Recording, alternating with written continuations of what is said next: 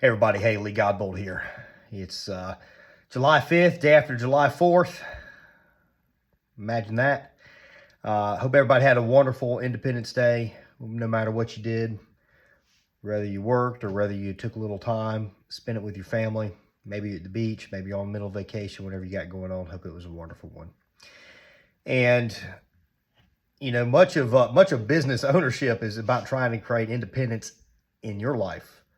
So we created, the country created independence back in 1776 or declared independence back in 1776. And right now, many of you out there and you're trying to build independence in your life, build wealth, build just the ability to do the things that you want to do where money's not an obstacle.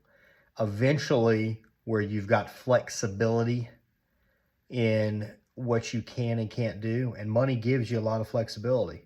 The other thing that gives you flexibility is building businesses that run smoothly and can run without you. So you get to the point where your businesses can sustain what it's doing very well, and you're the growth engine maybe pushing it. Now, some people, have done an extremely good job where their business is able to continue growing at a great rate, even without them necessarily pushing it. So, but what you want to do is you want to build some businesses that can sustain a good growth rate, even without your active involvement necessarily. But you're behind it and you're really pushing into new frontiers. Could be new industries, could be new businesses. I like when the businesses I create it to be relevant to something I'm already in. So everything that I started with was related to junk removal. So we had junk removal marketing with junk removal. Well, first off, we had the junk removal company, Junk Doctors. Then we had Junk Removal Authority, where we do marketing and consulting and training for the junk removal industry. Then we have Specialty Truck Bodies, where we build junk removal trucks. We're about to start building junk removal trailers. So from here, we've got some other products we're working on that are, and some are available that are outside of the junk removal space, but they all have to do with either digital marketing, home service, or building trucks. So again, we've got junk removal trailers or trucks. We're about to do junk removal trailers. And I could see in the next year or two, because we've put together an amazing team up there, our quality is amazing now. It's always been very good, but we've just consistently pushed the envelope. And now we got a nice building up there. We just hired awesome production manager with 30 years of experience managing production floors. And we've got a bunch of young guys up there that they're great welders, and they get in there and they truly, truly, truly bust their ass for us every single day. So we're just super, super lucky to have built the team we have at JRA. We went through a couple trials and tribulations trying to kind of figure out the right mix and exactly what we needed. Team right now is amazing. Smaller than it used to be. Even the fact we are busier now than ever, we're doing more now than ever, we've got a smaller team and we're getting even better results. And you're going to find in your business, that's what you're going to do. When you're trying things you hadn't necessarily done before, sometimes they've never been done, period. You're gonna try things, and some things are going to work and some things aren't. But if you stick with it and you go through some of the downsides and you ride out some of the down periods and you recognize when you've made a mistake and you put in a logical plan to fix it, then you're going to get to the point where everything's well. Right now, I feel like we've gotten so good at hiring people. I mean, employees, our team, and I'll say employees actually on this particular comment because a lot of them weren't with the team, and that's, up and down. You're going to struggle with this as a business owner. They were one of my largest headaches there for a while. Not anymore. Not anymore. Now we've got people, and we are paying them better, which has attracted better people, and we're really showing them the opportunities that they have with us. They're experiencing it. They're experiencing not only the growth of the company, but the growth in their well-being, and everybody's truly, truly benefiting now. So some of that stuff is just stuff you're going to have to figure out what works for you and what works for you in your business.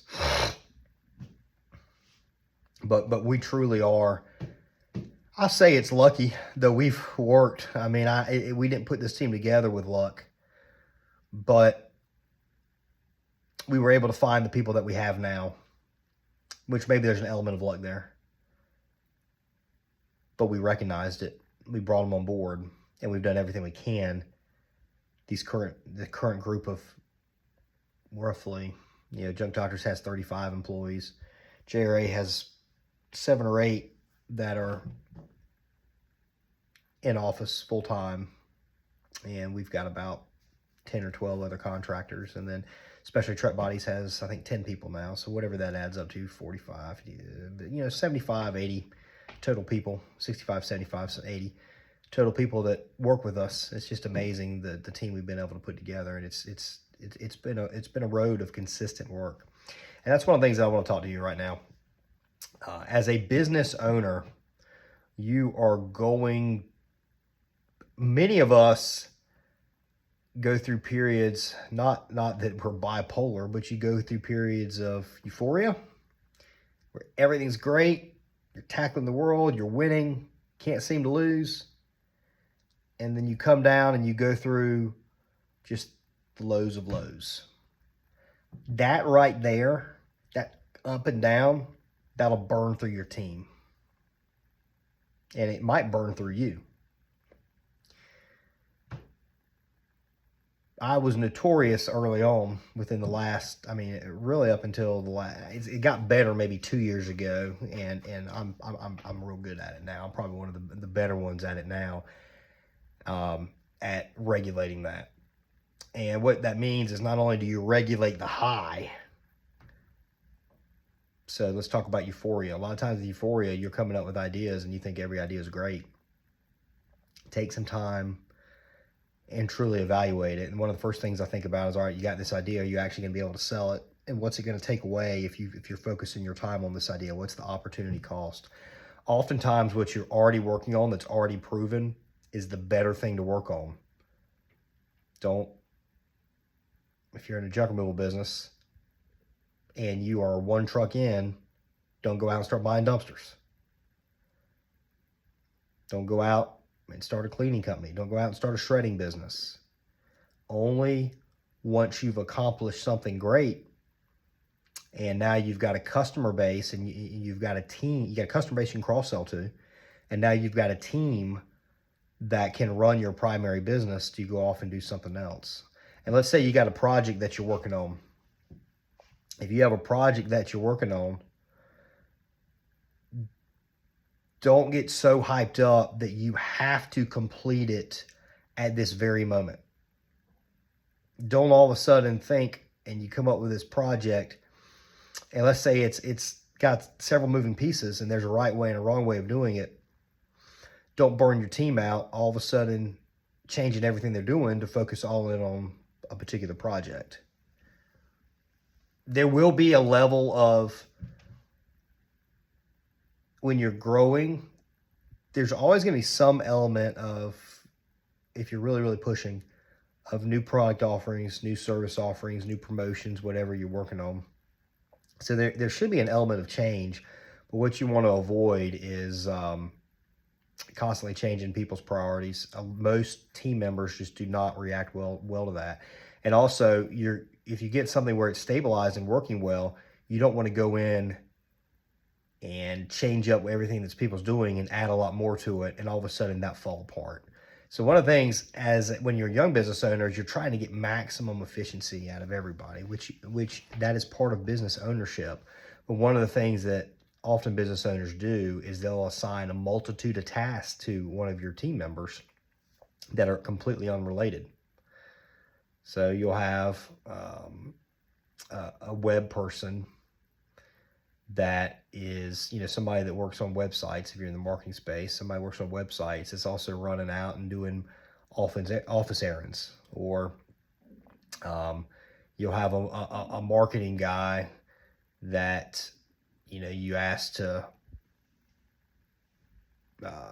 plan some large event that you're going to have or whatever. And in rare circumstances, you might have people that are capable of doing that. But what you're oftentimes going to find is you'd rather expand on what they're good at and what they're already doing, get your maximum efficiency that way, rather than giving them a bunch of different hats to wear. And the reason we as business owners struggle with that is that's what we as business owners do. We wear multiple hats. Oftentimes, first thing in the morning, I'm going up to our plant up in Roxborough. It's about an hour, 45 minutes to an hour away. I start the day, a few days a week, I start the day as a manufacturer. I start the day as a welder. I'm not actually out there welding. I start the day as a painter. I'm looking at paint. And then as a vehicle salesperson, I'm talking to our sales team, figuring out, hey, how many leads did we come in? How many people did we contact? How many leads did we close? So I start the day in the truck business wearing those hats.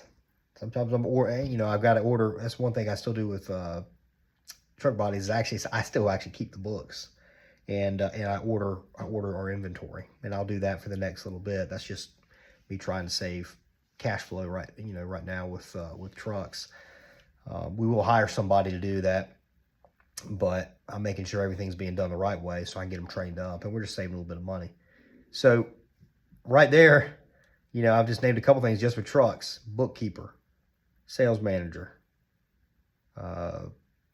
quality control, process evaluator. You go through it all, and that's right there, and that's just with that one business. Then I come into JRA, and I look at, all right, is our SEO strategy working? What do we need to shift on our SEO strategy? Hey, what are our results on Google Ads? And JRA, are we getting in enough leads? What kind of videos do we need to put out to drive more leads? And then I put my sales manager hat back on, and I talk with Shane, and we look at the number of leads we've had in, the number of leads we've closed, and then we look at retention rates. And then I go over the books, and we look at financial statements. So that's almost like a bookkeeper hat that I'm sort of putting back on. We got somebody else handles the books for JRA, but I don't know how many hats I'm at this point, but it's several. And then we jump back in, and we've got some of these other product offerings in the digital marketing space that we're rolling out or have rolled out.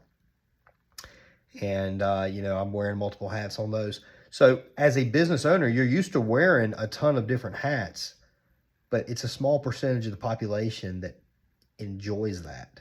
That one, can do that, and two, enjoys it. A lot of people can't do it. Some people can do it, but they don't enjoy it. They have their area of focus. They have their area of expertise. And hopefully, as you build your team, their area of expertise will be strong. They'll be stronger in that area than you will be. There's still some stuff in the business I'm involved in where I'm the strongest one, but I'm trying to eliminate that. I'm trying to, and I'm very good. Everything I mentioned, all those hats I wear, I'm pretty daggone good at. And you got to be. As a business owner, you heard the saying, a jack of all trades, a master of none. You better be a master in a lot of this crap you do. There might be stuff you don't enjoy. And just because you're a master, that doesn't mean there's not somebody else out there that's better. But you can't just kind of dip your toes in it. You really have to know what you're doing. You have to know what you're talking about. That's the way you're gonna grow your business. I used to not think that was the case. I used to think, you read these business guru books and all that kind of stuff, and maybe it works for some people.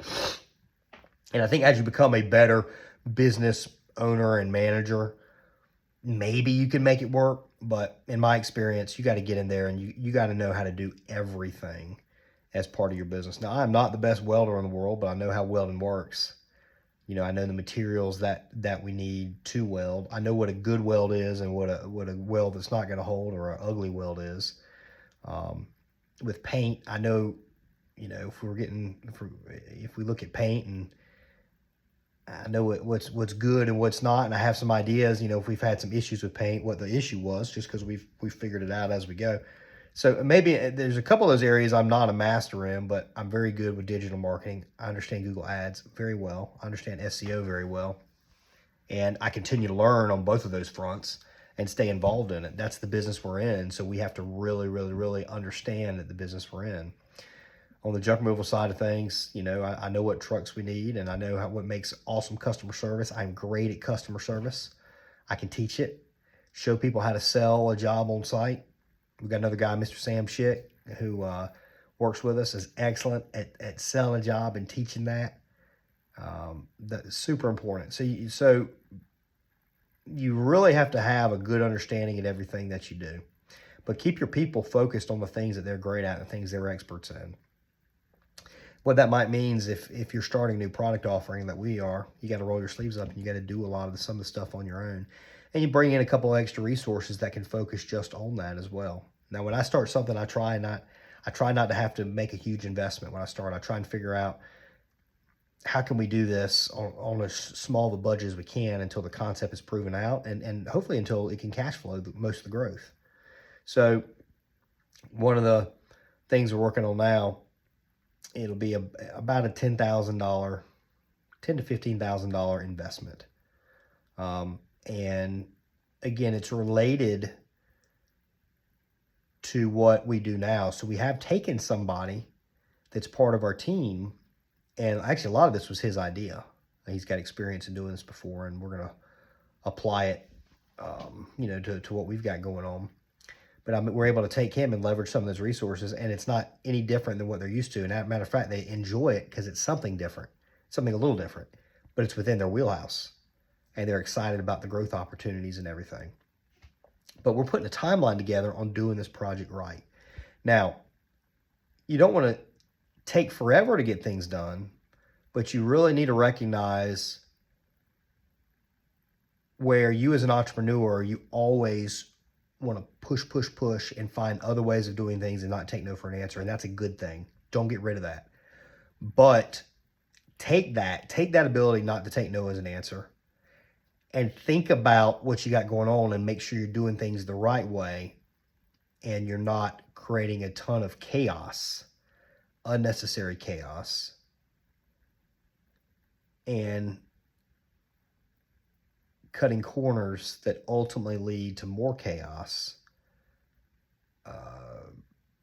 Could be customer complaints. It could be people having to handle customer complaints and customer service that they're not made for that, whatever it might be.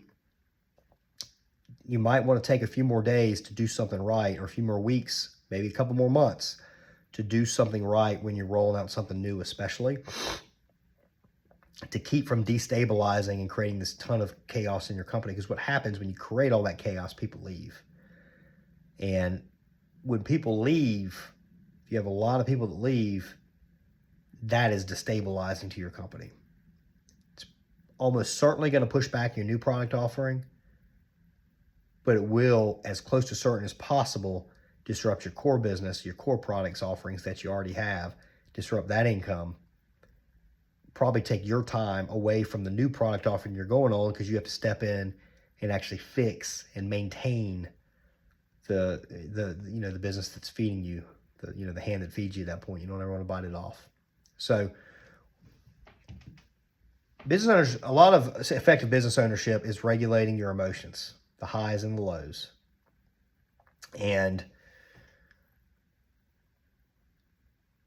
waking up, getting in a routine where you wake up the same day and you go in and you don't screw around, you put in good, consistent effort for 8, 10, 12, 14 hours a day, whatever it is, whatever period of life you're in, and whatever works for you in terms of the number of hours a day you work. I found generally what works for best for me now is about a 12-hour day. So I come in at 6:30 in the morning or so, 6 to 6:30.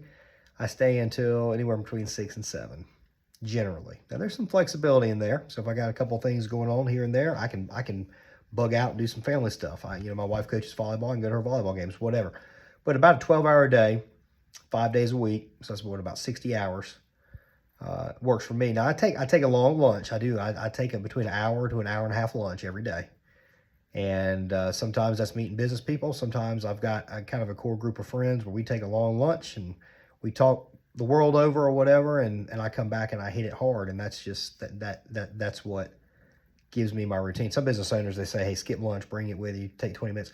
I need some time in the middle of the day to be away from work, to decompress or whatever, because I hit it hard that morning and when I get back.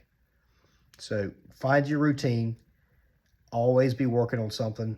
Try not to get stuck in the minutia of the day-to-day, where you're carrying out just the task of the business, just the day-to-day operations for too long of a period of time. You can do it for several months, you can do it for a year, a couple years, but don't get to the point where you're 5 or 10 years and you're still handling the books for your business on a consistent basis. So you want to try and turn that, do a great job with it while you're having to do it. Create a process around it. Hire a person, document that process. Hire a person, train them on that process, and just kind of consistently meet with them, make sure they're doing and review, make sure they're doing everything they need to do. This is a long haul. Do not view this as something you're going to do immediately and it's going to take you to the next level. There's certain, I don't know if euphemisms is the right word. I think it is, but certain sayings. Let's keep it simple here. Let's keep it North Carolina country simple here. There's certain sayings that I hear business owners talk about all the time. Go to the next level, level up, LFG. You know, and it's meant to hype you up like crazy, just like, you know, hoorah, you know, that kind of stuff right there. In my experience, that all that hyping up and all, that's bringing you too high. It's too high for me and for many people. And if you go that high, maybe you're coming back down. So the grind, that's another, it's the grind, it's just this fake, like, I'm going to pump you up, you know, and you hear people saying it all the time. And I think half the time when they're saying it, they're telling somebody else to, you know, let's go, with a word in between that, let's go. You know, they're a lot of times they're hyping themselves up too, you know, by all them talking that way to each other. It hypes them up. That ain't what you need. That's not the mark of a true business professional. It's not the mark. Fortune 500 CEOs ain't saying, let's go. They might say, let's go, you know, trying to go to the next level and all that kind of stuff. And at times, I guess that's appropriate. But this crap where everybody's just like, they feel like they got to just inject all this crazy, you know, let's go. I don't know as if it necessarily helps people. I think it might help. Maybe it helps them through a short-term slump, but then they, you know, could build them up and they fall back down. Or I could be completely off base and wrong there, but that's just my observation. I try and avoid it. I've become just a pretty even keel kind of a guy. You bring me bad information, things I don't necessarily like to hear, I take a deep breath. And I try and just put the emotion out, and then let's talk about it. And then I'm going to make a logical decision. That logical decision might be coming down hard on you. Sometimes that logical decision might be coming off as extremely angry, and I might be angry. But before I react angrily, I'm going to make sure that is the appropriate reaction to this. And a lot of times what I do is I think about it, sleep on it, and then make the decision the next day. Because even though I try, you know, I'm pretty even keel, doesn't mean internally I don't have some of those emotions I got to work through. And if I feel like those emotions, if I can't overcome them in that moment and they're clouding my judgment and I need time, I try and get time. Not always you're going to be able to, but I try and get time. So listen, guys, building a business is, I think it's about emotional control as much as anything. It's about making logical decisions as much as anything. And making logical decisions is very tough when you're sitting there and you're looking, you're like, man, I'm running out of money.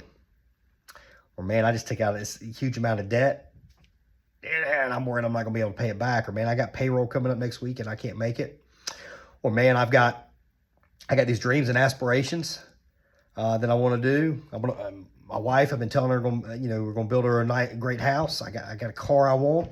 I got kids. When you have kids, it becomes even more real because then you got other people that are truly, truly relying on you. I got 2 right now. I got a 3rd on the way, and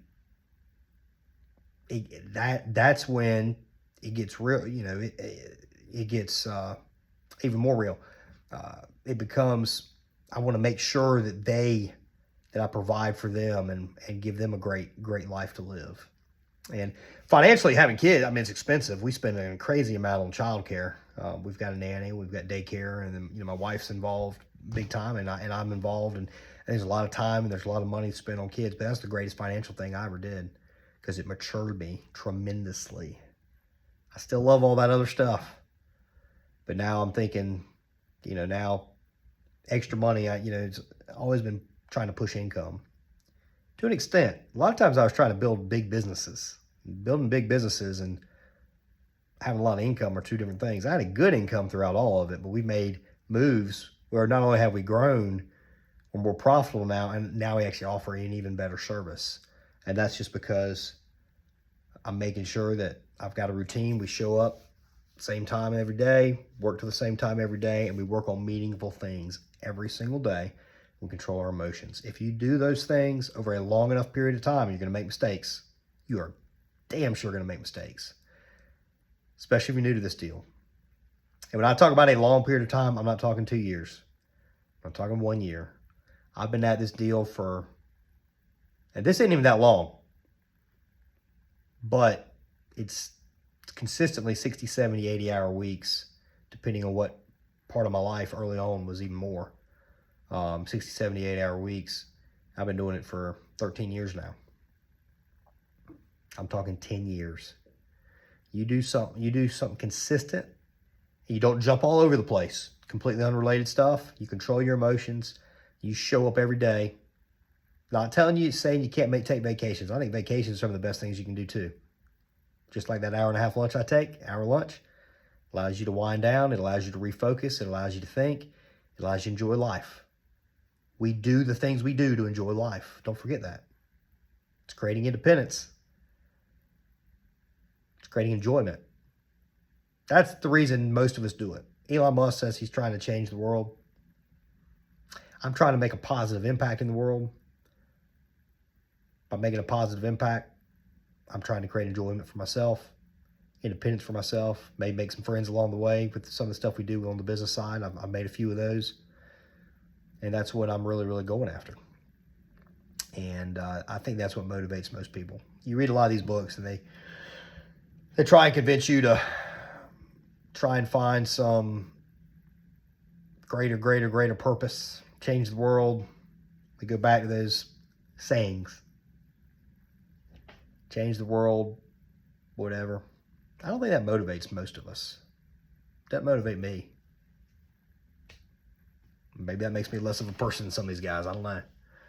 But I know what's true to me. What motivates me is creating independence for myself, creating financial independence and overall independence, providing for my family, but doing so without screwing people.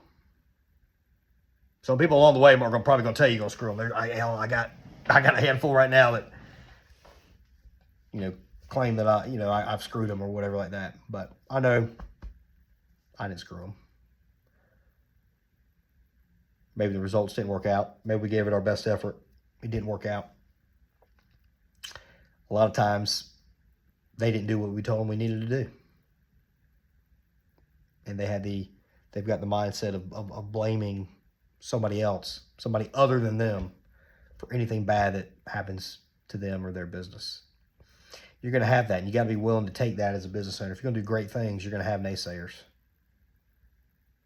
But keep true right there and find what truly motivates you, not what some business guru tells you, not what some YouTube guy tells you. Whatever motivates you, and that's what you go after, and try and do it ethically. Define what it ethically is to you. And stick to that, and you're going to do real well. And do it for a long enough period of time. It's not short. 10, 12, 15, 20 years. You do something for 10, 15, 20 years. Long enough, consistently enough, even keel. You're going to be an extremely smart guy, a successful guy, and you're going to accomplish everything that you want to accomplish. That I can tell you. That's not a saying. That's proven. Guys, Lee Godbold. Another 30-minute video. Jumped all over the place. Hope you guys enjoyed it. Hey, if you did, give me a thumbs up. I'd love for you to comment. What drives you? What actually motivates you? Am I right or wrong on my saying about let's go and all that crap? Post them in the comments. I'd love to hear it. Love to communicate with you on it. And if you're in the junk removal space, check us out at junkarray.com.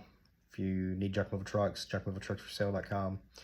And if anybody else is watching out of that space, please comment, ask questions. I'd love to help you any way you can. I love small business. I love the challenge of building businesses. I want to see you do well. Catch you guys soon.